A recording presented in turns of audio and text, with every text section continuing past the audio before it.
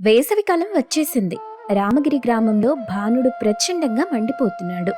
ఉదయం 9 దాటితే చాలు రామగిరిలో అగ్నిగుండంలా మారిపోతోంది వాతావరణం. ఇలాంటి సమయంలో రఘురాం గారి ఇల్లు మాత్రం సందడిగా ఉన్నా ఎండవేడి అందరినీ తలనొప్పి పెట్టిస్తోంది. ఒకరోజు రఘురాం గారు పొలం నుండి ఇంటికొచ్చారు.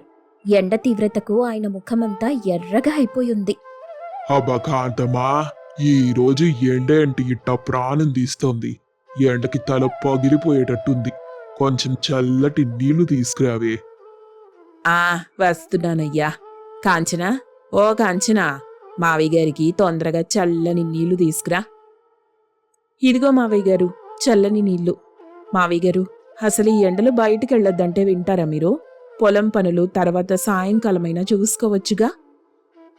అట్ట ఎట్ట కుదురుద్ది తల్లి. సాయంత్రం పొలానికి నీళ్ళెట్టడానికి కరెంట్ ఉండదు. అందుకే పొలానికి నీరందదు. నేను నా చిన్నప్పటి నుండి ఎన్నో ఎండాకాలాలు చూశాను గాని ఇట్లాంటి ఎండాకాలం ఇప్పటిదాకా చూడలేదమ్మా. మావయ్య గారు, మీరు ముందా ఫ్యాన్ గాలికి కాసేపు కూర్చోండి. మీ ఆయాసం తగ్గించడానికి నా దగ్గర ఒక ఉపాయం ఉంది అని కుసుమ తడి కర్చీఫ్ని రఘురాం గారి తలపై ముద్దుగా పెట్టింది. రఘురాం గారు కళ్ళు మూసుకుని ప్రశాంతంగా కూర్చున్నారు. యావయ్యా, ఇప్పుడెట్టా ఉంది? తడి కర్చీఫ్ పెట్టాక కొంచెం బాగుందా? అమ్మయ్యా, చాలా ప్రశాంతంగా ఉందే కాంతం. ఈ తడి ఖర్చీఫ్ ఒంట్లోని వేడినంతా లాగేస్తుంది. నీళ్లు బాగా తాగటం వల్ల, ఈ తడి ఖర్చీఫ్ వల్ల నా తలనొప్పి చాలా వరకు తగ్గింది. నాకు ప్రాణం లేచొచ్చిందనుకో. మావయ్య గారు, ఈ ఎండవేడి తలుచుకుంటేనే భయమేస్తుంది. ఇప్పుడే ఇలా ఉంటే ముందు ముందు ఇలాంటి ఎండాకాలాన్ని ఎలా భరిస్తామో ఏంటో. అవునదినా, ఏమైనా పని చేయడానికి బయటికెళ్లాలంటే ఈ ఎండవేడికి ఒంట్లో భయం పుడుతుందనుకో. ఆ ఎండవేడి భరించడం చాలా కష్టంగా ఉంది. మరుసటి రోజు రఘురాం గారి బదులు పొలానికి రాజేష్ వెళ్ళాడు. రాజేష్కి తీవ్రమైన ఎండ వల్ల వడదెబ్బ తగిలింది. ఎలాగోలా ఇంటి వరకు నడుచుకుంటూ వచ్చి వణుకుతూ ఇంట్లో పడిపోయాడు. అలా రాజేష్ పడిపోవడం చూసి కాంచన గట్టిగా అరిచింది. అయ్యయ్యో, మా ఆయన పడిపోయాడు. ఎవరైనా రండి, రండి. ఏవండి, లేవండి. ఏమైంది మీకు? రే రాజేషు, ఏమైందిరా? ఏమైంది నీకు? పొద్దున్నే పొలానికి బానే వెళ్ళావు గదరా, ఇప్పుడేంట్రా ఇట్ట అయిపోయావు? ఏంటో ఈ ఎండలు ప్రాణాన్ని గుంజేస్తున్నాయి. అన్నా, లే అన్నా. అన్నా, రాజేష్ అన్నయ్యకి వడదెబ్బ తగిలినట్టుంది. అన్నయ్య శరీరం అంతా వేడిగా ఉంది. అక్క, నువ్వు కంగారు పడకు, తొందరగా నిమ్మరసం చేస్తాను. వడదెబ్బకి నిమ్మరసం చాలా బాగా పనిచేస్తుంది. ఏదో ఒకటి చెయ్యి కుసుమా. ఏవండి, కొంచెం కళ్ళు తెరవండి. అక్క, ఇదిగో నిమ్మరసం, బావగారికి మెల్లగా తాగించు. ఏవండి, మెల్లిగా నోరు తెరిచి ఇది తాగండి. ఇది తాగితే మీకు ఎనర్జీ వస్తుంది. కాంచన రాజేష్కి మెల్లిగా నిమ్మరసం తాగించింది. కాసేపటికి రాజేష్ మెల్లిగా కళ్ళు తెరిచాడు. అమ్మయ్యా, నిమ్మరసం తాగాక శరీరంలో ఏదో శక్తి వచ్చినట్టుంది. ఇంతసేపు వడదెబ్బ వల్ల గుండె గుబులు గుబులుగా అనిపించిందనుకో. ఒరే రాజేషు, ఎండలో పొలానికి వెళ్ళొద్దురా అంటే ఈనో. ఈ కాలంలో వడదెబ్బ చాలా ప్రమాదకరంరా. అవునా అన్నా, నువ్వు చెప్పింది నిజమే. మనం ఏదో ఉపాయం ఆలోచించాలిగా. ఇంట్లో ఫ్యాన్ గాలి కూడా నిప్పులు కురిపిస్తుంది. రఘురాం గారి ఇంట్లో ఉన్న వేడికి ఏ ఒక్కరికి ప్రశాంతత లేదు. దాంతో కాంచన, కుసుమ ఇద్దరూ వంటింట్లో కూర్చుని ఆలోచిస్తున్నారు. అక్క, మన ఇంట్లో వేడి భరించటం చాలా కష్టంగా ఉంది. నాకొక ఉపాయం తోచింది. కానీ మావయ్య గారు, అత్తయ్య గారు ఒప్పుకుంటారా? ఏంటి కుసుమ ఆలోచన? చెప్పు. మంచిగా ఉంటే వాళ్ళ దగ్గర నేనే చెప్తాను. మన ఇంటి పక్కన చాలా ఖాళీ ప్లేస్ ఉంది కదా, అక్కడ మనం ఒక స్విమ్మింగ్ పూల్ కట్టిస్తే ఎలా ఉంటుంది? స్విమ్మింగ్ పూలా? నీకు పిచ్చి పట్టిందా కుసుమా? పల్లెటూళ్ళలో ఎవరైనా స్విమ్మింగ్ పూల్ కట్టిస్తారా? అత్తమ్మ వింటే పెద్ద రభస అయిపోతుంది. అక్క, ఒకసారి నేను చెప్పేది విను. మన ఇంట్లో స్విమ్మింగ్ పూల్ ఉందంటే అందులో నీళ్ల వల్ల వాతావరణ వేడి తగ్గి మన ఇల్లు కూడా చాలా కూల్గా ఉంటుంది. మనం అందులో కూర్చొని వేడి నుండి తప్పించుకోవచ్చు. మన ఆరోగ్యం కూడా బాగుంటుంది. నువ్వు చెప్పేది నిజమే. మన ఇంట్లో అందరికీ ఈ ఎండవేడి వల్ల ఏదో ఒక ఆరోగ్య సమస్య వస్తూనే ఉంది. మావయ్య గారికి తలనొప్పి, మా ఆయనకి వడదెబ్బ. స్విమ్మింగ్ పూల్ ఉంటే మనం అందులో కూర్చొని బాగా రిలాక్స్ అవ్వచ్చు. అవునక్క, కానీ దానికి చాలా డబ్బు అవుతుంది కదా, అందుకే అందరూ వద్దంటారేమో. డబ్బు విషయం నేను చూసుకుంటాను. మనం చేపల వ్యాపారంలో చాలా డబ్బు కూడబెట్టాం కదా, ఆ డబ్బుతో మనం ఇది కట్టొచ్చు. ఈ విషయంలో మనం ముందుంటే అందరికీ మంచిదే. సరే అక్క, అయితే ఈరోజు సాయంత్రం డైనింగ్ టేబుల్ దగ్గర మనం అందరి ముందు ఈ విషయం మాట్లాడాలి. అందరూ భోజనానికి కూర్చున్నారు. కాంచన, కుసుమ ఇద్దరూ ధైర్యంగా తమ ఆలోచన చెప్పడానికి సిద్ధమయ్యారు. హబ్బబ్బబ్బా, ఈ వేడికి తినేదెలా, పడుకునేదెలా? ఈ వేడికి అన్నం కూడా దిగటం లేదు. అత్తమ్మ, నేను కుసుమ ఒక ఆలోచన చేశాం.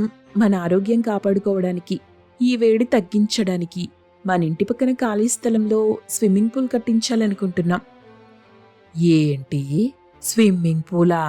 పల్లెటూళ్ళలో స్విమ్మింగ్ పూల్ ఏంటమ్మా? అసలు మీరు బుద్ధుండే మాట్లాడుతున్నారా? అవునమ్మా కాంచన, స్విమ్మింగ్ పూల్ అంటే ధనవంతుల ఇళ్లలో ఉంటుంది. మనం సాధారణ రైతులం, దానికి చాలా ఖర్చు అవుతుందిగా. అవును కాంచన, నాన్నగారు చెప్పేది నిజమే. మన దగ్గర అంత డబ్బు ఎక్కడి నుండి వస్తుంది? దానికి బదులు రూమ్లో ఏసీ పెట్టించుకోవచ్చుగా. రాకేష్, నువ్వే చెప్పు. ఏసీ ఉంటే రూమ్ మాత్రమే కూల్గా ఉంటుంది, కానీ శరీరానికి చల్లదనం కావాలంటే నీళ్లు చాలా మంచిది. స్విమ్మింగ్ పూల్ వల్ల మన ఇంటి చుట్టూ వేడి తగ్గుతుంది. దానికయ్యే ఖర్చంతా మేం చేపల వ్యాపారంలో సంపాదించిన డబ్బుతో మేమే పెట్టుకుంటాం. వదిన చెప్పేది కూడా కరెక్టేనమ్మా. స్విమ్మింగ్ పూల్ ఉంటే ఈ ఎండవేడి అసలు మన దగ్గరికే రాదు. నాకు మాత్రం ఈ ఐడియా బాగా నచ్చింది. కానీ అమ్మా, ఊళ్ళో జనాలు చూస్తే నవ్వుతారేమో. రఘురాం గారి కోడళ్ళు స్విమ్మింగ్ పూల్ కట్టించుకున్నారు అని కబుర్లు చెప్పుకుంటారు. జనాలు మన ఆరోగ్యాలు కాపాడతారా మావయ్య గారు? రేపు మీకు తలనొప్పి వచ్చినా, రాజేష్ గారికి వడదెబ్బ తగిలినా మనమే కదా కష్టపడాలి.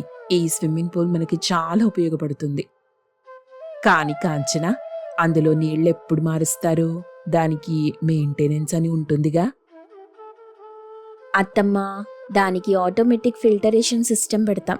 నీళ్లు వేస్ట్ అవ్వకుండా పొలం పనులకి కూడా ఉపయోగించుకుందాం. మీరస్సలు కంగారు పడకండి. నాకు మాత్రం వాళ్ళ ఆలోచన కొత్తగా ప్రయోజనకరంగా అనిపిస్తుంది. రాకేష్, నువ్వేమంటావు? ఈ ఐడియాకి నేను ఫుల్ సపోర్ట్ అన్నా. మనం ఈ వేడిని భరించలేక చస్తున్నామనుకో, ఇది మనకి చాలా మంచి రిలీఫ్ ఇస్తుందన్న నమ్మకం ఉంది నాకు. సరేనమ్మ కోడళ్ళు, మీరిద్దరూ ఎప్పుడు మంచి చేస్తారు ఇంటికి. మీరు చేపల వ్యాపారం చేసిన డబ్బుతో ఈ పని చేస్తానంటున్నారుగా, నాకేం అభ్యంతరం లేదు. మీరంతా ఒప్పుకున్నాక నేను మాత్రం ఏం చేస్తాను? సరే, కట్టించండి. కానీ చూడాలమ్మా, దానివల్ల వేడి తగ్గుతుందో లేదో మరి. నిర్మాణ పనులు గబగబా మొదలయ్యాయి.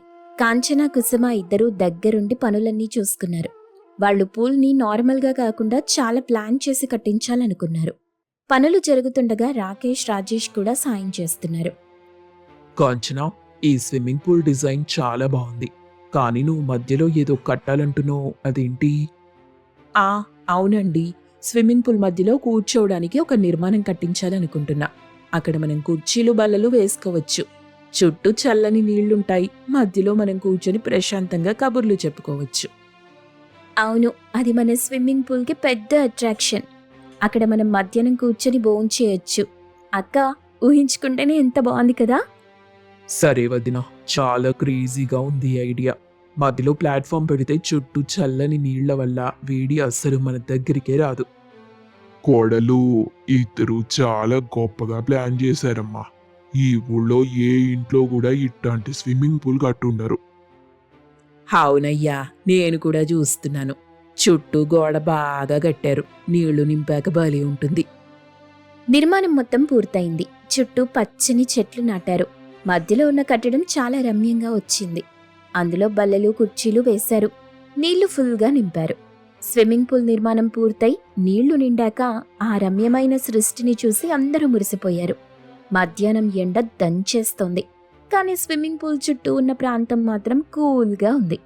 కాంచన, కుసుమ భోజనం ప్లేట్లు తీసుకుని స్విమ్మింగ్ పూల్ మధ్యలో ఉన్న కట్టడం దగ్గరికి వెళ్లారు. అత్తమ్మ, మావయ్య గారు, భోజనానికి రండి. ఇదిగో స్విమ్మింగ్ పూల్ మధ్యలో కట్టడం పైన అన్నీ రెడీ చేశాం.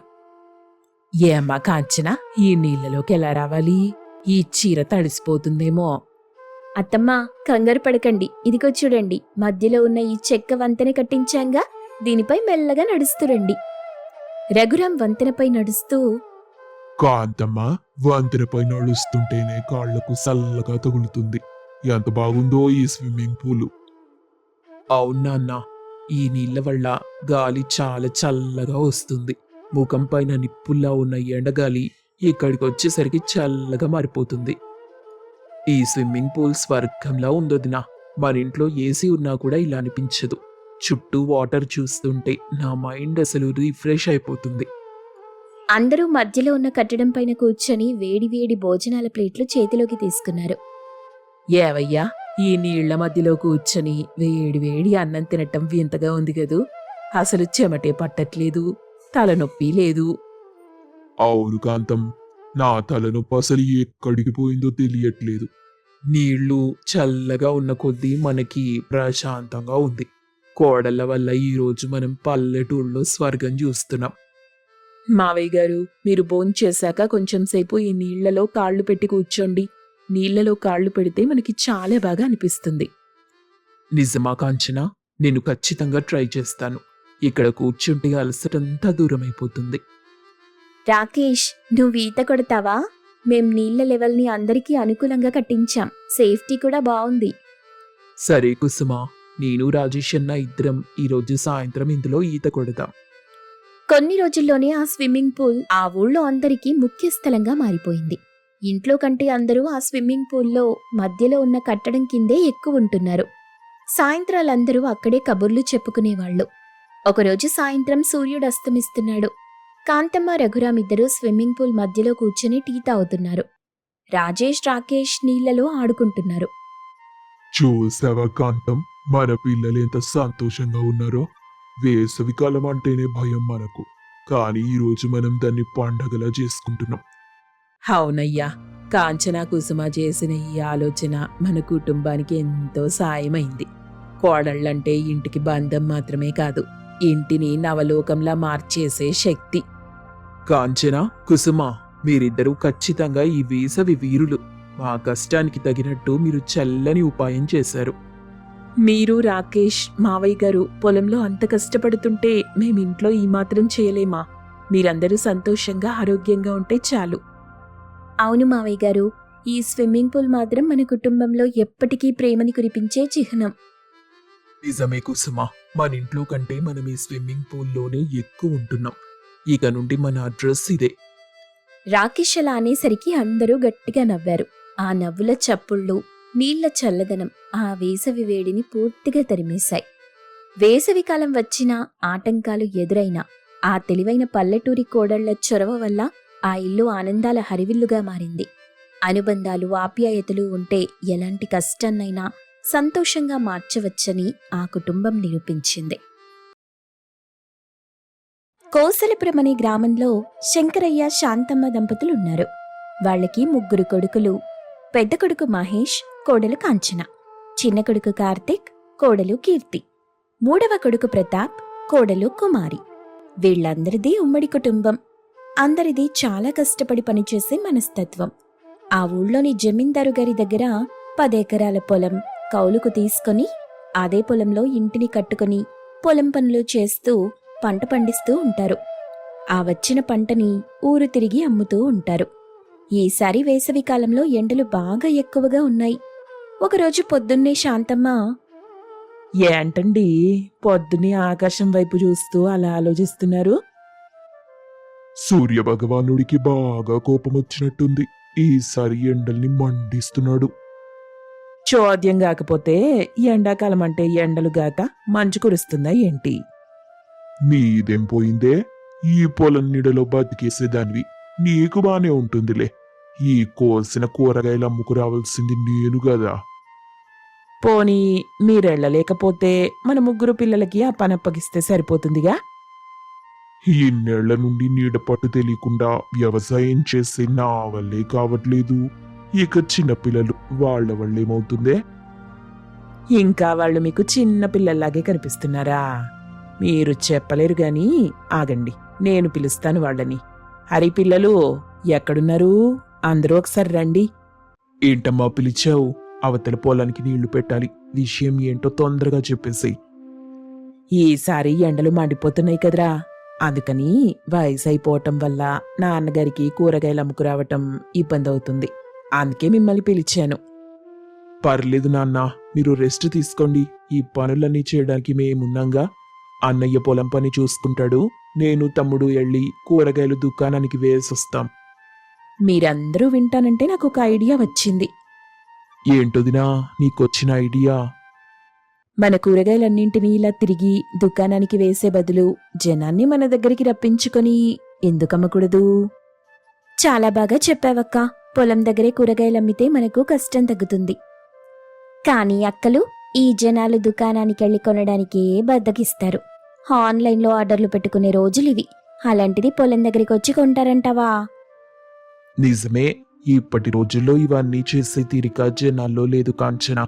అందుకని ఇది జరిగే పని కాదులే. తప్పకుండా జరుగుతుంది. ఎందుకంటే ఇప్పుడు ఆర్గానిక్ పంటకి చాలా విలువుంది. వాళ్ళు కొంటున్న ప్రతి కూరగాయల్ని, ఆకుకూరల్ని, పండ్లని ఎలా పండిస్తున్నాం స్వయంగా చూసుకుని కొనుక్కెళ్ళొచ్చు అని ప్రచారం చేద్దాం. ఈ ఐడియా బావుందక్కా. ఇలా చేస్తే తప్పకుండా జనాలు మన పొలం దగ్గరికి వచ్చి కొనుక్కుంటారు. పైగా ఇంతవరకు ఈ బిజినెస్ ఒక్కరు కూడా చేసిందే లేదు. చాలా తెలివిగా ఆలోచించావక్కా. ఈ రోజే దీన్ని మనం అమలు చేసేద్దాం. వెంటనే ఊరంతా ప్రచారం చేయిద్దాం. అనుకున్నదే తడవు. ఈ విషయాన్ని ఊరంతా తెలియజేశారు. మరుసటి రోజు ఊరి జనం చాలా మంది పొలం దగ్గరికొచ్చి కూరగాయలు తీసుకెళ్తూ ఉంటారు. ఈ విషయం ఆ నోట ఈ నోట విని ఊరి జమీందార్ అక్కడికొచ్చాడు. ఏంటి శంకరయ్య, మొదటి రోజైనా వ్యాపారం జోరుగా సాగుతున్నట్టుంది. ఇంతవరకు అందరూ వ్యవసాయం చేశారు గాని ఇలాంటి వ్యాపారం ఎవరూ చేయలేదు. మంచి ఉపాయమే ఆలోచించావు. ఇదంతా నా ఆలోచన కాదయ్యా, మా కోడలు పిల్ల తెలివితేటలు. మొత్తానికి నన్నేండలో ఊరూరా తిరిగే పని తప్పించిందనుకో. మన కాలం వాళ్ళకి ఇన్ని తెలివితేటలు ఎక్కడున్నాయి? కాయ కష్టం చేయడం తప్ప ఈ కాలం పిల్లలు కష్టం తక్కువ, రాబడి ఎక్కువ ఉండే ఆలోచనలు చేస్తున్నారు. నా పొలం మీకు కౌలుకిచ్చినందుకు చాలా సంతోషంగా ఉంది. సరే, ఇంటికి కొన్ని కూరగాయలు కావాలి. అలాగే కొన్ని రకాల పండ్లు కూడా ఇవ్వు. దానికోసం మీరింత దూరం రావాలా బాబాయ్ గారు? కబురు చేస్తుంటే మేమే పంపించేవాళ్ళం కదా. అంటే మీరు కష్టపడి పని చేసి ఆరోగ్యంగా ఉండాలి, మేం మాత్రం కదలకుండా అన్ని అనారోగ్యాలు తెచ్చుకోవాలా కాంచనా? సరదా కన్నాన్లే, నాకు కూడా అలా కాలక్షేపం అవుతుందని వచ్చానమ్మా. మీకు కావలసినవన్నీ చెల్లెళ్ళు రెడీ చేసి పెట్టారు. తీసుకెళ్ళండి బాబాయ్ గారు. అలా పొలంలో పండించిన కూరగాయలు, పండ్లు, ఆకుకూరలు అక్కడికక్కడే అమ్ముడుపోతుంటాయి. జనాలు కూడా అలా పొలంలో తిరిగినట్టుంటుందని చాలా ఆసక్తి చూపిస్తూ వచ్చి తీసుకెళ్తూ ఉంటారు. అలా అందరూ చాలా బిజీగా ఉంటారు. ఈ వ్యాపారం మొదలెట్టిన తరువాత ఇంట్లో సరిగ్గా ఉండి వంట కూడా చేసుకుని తినటం మానేశామమ్మా. దానికి కూడా నేను చెల్లెళ్ళు ఒక ఉపాయం ఆలోచించామత్తయ్యా. మనందరం ఈ పొలం పనుల్లో నిమగ్నమైపోయాం కాబట్టి వంటలు కూడా మన పొలంలోనే చెట్ల కింద వండే ఏర్పాటు చేశాం. పొలంలో వంట? ఇదేదో వినడానికి చాలా బావుందే. ఏది చూపించండి. ఇదిగోండత్తయ్యా, ఇదే మేం చేసిన వంట ఏర్పాటు. ఇక మగవాళ్లంతా పొలం పని చూసుకుంటూ ఉంటారు, ఇటు మనం ఇక్కడే వంట చేస్తూ వ్యాపారాన్ని నడిపిస్తూ ఉంటాం. రోజు రోజుకు నా కోడళ్ళ తెలివి నా అంచనాలు దాటిపోతుంది. పచ్చని పైరు చూస్తూ ఇలా ప్రకృతిలో వంట చేస్తుంటే వేసవి అలసటే తెలీదు. ఇక చెప్పండి కోడళ్ళు, వంట ఎలా మొదలెట్టాలి? అంత కష్టం మీకు ఇవ్వమత్తయ్యా. మీరు హాయిగా రెస్ట్ తీసుకోండి. మేం ముగ్గురం వంట చేసి పెడతాం. మీరు తిని రుచెలా ఉందో చెప్తే చాలు. మొత్తానికి నా కోడళ్ళు నాకు సెలవు ప్రకటించారన్నమాట. అవతల వాళ్లేమో పొలం పని చేస్తూ బిజీగా ఉన్నారు, ఇటు మీరేమో వంట పని చేస్తూ బిజీగా ఉన్నారు. చివరికి నన్ను ఖాళీగా కూర్చోబెడుతున్నారన్నమాట. సరే, ఈ పొలంలో వంట ఎలా ఉంటుందో నేను చూస్తాను. ఇక మీరు మొదలెట్టండి. ఇక ముగ్గురు కోడళ్ళు వంట చేయటం మొదలెట్టారు. అక్క, నువ్వేం వంట చేస్తున్నావు? పాత చింతపండు తీసి ఇదిగో ఈ పక్కనే ఉన్న పచ్చిమిరపకాయలు కోసి అలా రోట్లో వేసి నూరితే కారం కారంగా పుల్ల పుల్లగా ఉండే చింతకాయ పచ్చడి రెడీ అయిపోతుంది. మరి నువ్వు? ఇదిగో ఈ పొలం గట్టున ఉన్న మామిడి చెట్టు నుండి ఒక్క కాయ అలా కోసి ఇలా పప్పులో వేసానంతే. నోట్లో నీళ్లూరించే మామిడికాయ పప్పు రెడీ అయిపోతుంది. ఇక చిన్న చెల్లెలు కుమారి ఏం చేస్తుందో? పెద్దకేమో పచ్చడి నూరి పెట్టింది, చిన్నకేమో పప్పు చేసింది. ఇక నేను చెప్పటం ఎందుకు, చేస్తున్నాను చూడండి. ఇలా కట్టెల పొయ్యి వెలిగించి ఎసరు పెట్టేసి బియ్యం వేస్తే వేడివేడి అన్నం రెడీ అయిపోయింది. తర్వాత ఇలా కొంచెం చింతపండు పిసికేసి పక్కనే ఉన్న ఉల్లిపాయని, ఈ చెట్టుకున్న ఈ పచ్చిమిర్చిని కట్ చేసి కలిపాననుకో, మంచి పచ్చి పులుసు రెడీ అయిపోతుంది. ఎన్ని వంటలున్నా చివర్లో పచ్చి పులుసుతో ఒక్క ముద్ద తింటే ఆత్మారాముడు శాంతిస్తాడు. పొలంలో వంటంటే ఎలా చేస్తారో అనుకున్నా. ఇటు నుండి ఒకటి లాగుతున్నారు, అటు నుండి ఇంకోటి కోస్తున్నారు. చిటికెలో వంట రెడీ చేస్తున్నారు. బావుంది కోడళ్ళు, మా కాలం రోజులు గుర్తొస్తున్నాయి. మీ కాలంలో కూడా ఇలా చేసేవారా అత్తయ్యా? లేదమ్మా, మా పెళ్ళైన కొత్తల్లో మా అత్తగారు నన్ను పొయ్యి దగ్గరికే రానిచ్చేవారు కాదు. తనే తన కొడుక్కి స్వయంగా వండిపెట్టి సర్దికట్టి నా చేతికిస్తే పొలం పని చేస్తున్న మీ మావయ్య గారి కోసం తీసుకెళ్లేదాన్ని. అలా పొలం పని అయిపోయిన తరువాత ఇద్దరం కూర్చుని కబుర్లు చెప్పుకుంటూ ఒక్కో ముద్ద కలిపి మీ మావయ్య గారు తినిపిస్తుంటే అలా సిగ్గుపడుతూ తినేదాన్ని. చాలా బాగుండేవిలే ఆ రోజులు. మరి మీరెప్పుడు మావయ్య గారికి తినిపించలేదా అత్తయ్యా? అంత సాహసం నేనెప్పుడు చేయలేదమ్మా. అప్పట్లో మొగుణ్ణి తలెత్తి చూడాలంటే చాలా సిగ్గు బిడియము. మీ మావయ్య గారిని కళ్ళలో కళ్ళు పెట్టి చూడ్డానికే నాకు 3 ఏళ్లు పట్టింది. అసలు మీ మావయ్య గారి మోహం చూడకుండానే పెళ్లి చేసుకున్నాను నేను. ఎటువంటి పెళ్లి చూపులు లేకుండా చూడకుండా పెళ్లిలా చేసుకున్నారత్తయ్యా? మా రోజుల్లో మా పెద్దవాళ్ళు మా అభిప్రాయాలు అడిగేవాళ్ళు కాదమ్మా. ఇంట్లో వాళ్ళు ఎవ్వరిని తీసుకొచ్చి చేసుకోమంటే వాళ్ళని చేసుకోవడమే. అప్పుడు పెద్దవాళ్ళు అటేడు తరాలు ఇటేడు తరాలు చూసి చేసేవాళ్ళు. అందుకే మాకు ఆలోచించే అవసరం ఉండేది కాదు. అందుకే అత్తయ్య, ఆ కాలం బంధాలు అంత గట్టిగా నిలబడ్డాయి. విడాకులు విడిపోటాలు అంటే ఏంటో తెలిసేది కాదు. మా అమ్మమ్మలు అమ్మ చెప్తుండేవాళ్ళు, అప్పట్లో చాలా పెద్ద ఉమ్మడి కుటుంబాలుండేవని. ఈ రోజుల్లో అలాంటివి చాలా అరుదుగా చూస్తున్నాం. సరే కీర్తి, నీ పప్పెంతవరకు వచ్చింది? ఉడికిపోయిందక్కా. ఇదిగో కొంచెం కరివేపాకు వేసి పోపు వేస్తే అయిపోతుంది. నా వంట కూడా అయిపోయింది, అన్నం కూడా మగ్గిపోయింది. అయితే ఇక అందరినీ భోజనానికి పిలుద్దాం అని అందరూ వంట పూర్తి చేసుకుని భోజనానికి కూర్చున్నారు. అమ్మా కోడలు, మీరు వండుతున్న వంటల గుమగుమలు ఆ చివరి పొలం దాకా వస్తున్నాయి. ఎప్పుడెప్పుడు పిలుస్తారా, తినిపెట్టాలా అని ఆశగా ఉంది. తొందరగా వడ్డించండి అమ్మా, ఆకలిగా ఉంది. కాంచన అందరికీ వడ్డిస్తుంది. అబ్బబ్బా, ఈ రోజు వంటలు అద్భుతంగా ఉన్నాయి. ఇంత రుచికరంగా ఇంతవరకు తిన్నదే లేదు. వంటలు ఇంత అద్భుతంగా రావడానికి కారణం ఏంటి? ఏం వేసి వండారు ఇందులో?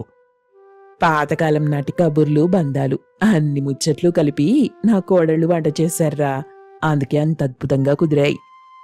అందుకేనా మా అమ్మ చేతి వంట తింటున్నంత రుచి వచ్చింది. బాగుంది కోడళ్ళు, ఇలా ఈ పొలంలో వంట చేయాలన్న మీ ఆలోచన బాగుంది. ఇక నుండి ప్రతిరోజు ఇలాగే చెయ్యండి. ఆనాటి రోజుల్ని మళ్ళీ గుర్తు చేశారనుకో. నిజంగా ఈ రుచికి వేసవి కూడా తెలియనంత హాయిగా ఉంది. నా ముగ్గురు కోడళ్ళ అన్యోన్యత చూస్తుంటే నాకు చాలా ఆనందంగా ఉంది. మీరు కలకాలం ఎప్పటికీ ఇలాగే కలిసి ఉండాలని కోరుకుంటున్నానమ్మా.